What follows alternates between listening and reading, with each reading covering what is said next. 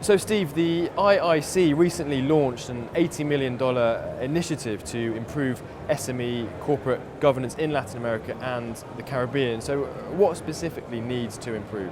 Well, the companies that the IIC works with are primarily privately held family-owned companies. And actually the $80 million program was a lending program for smaller companies that has associated with it a technical assistance program to help them improve their corporate governance, because we've identified that as a material weakness among these kind of firms, and it interferes with their ability to be sustainable and to obtain financing from other sources. Now John, you're responsible for all new lending to projects. Give us a sense of your decision-making process in terms of capital allocation. Being in a development finance institution, we really have a double bottom line. We look for financial sustainability as well as economic and social impact. So all our projects have to meet a level of financial as well as developmental impact assessment. And if we don't meet both, we can't do the transaction. Now you've worked in distressed loans and investments, lending to financial institutions, project finance and syndication. So if the Fed made you a consultant, what advice might you give?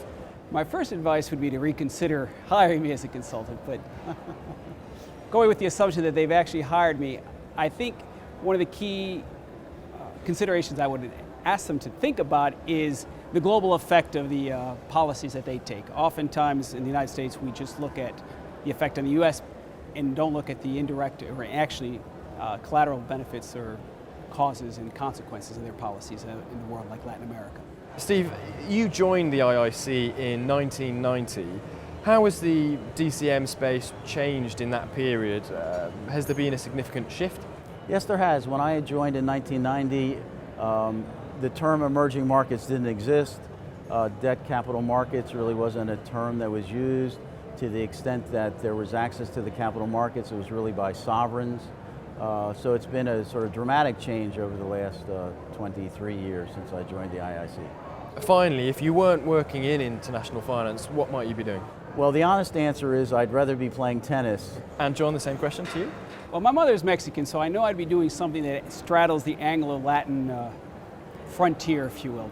And more than likely, I'd probably be an archaeologist because I'm fascinated by pre-Columbian history in Latin America. John, Steve, thank you. Pleasure.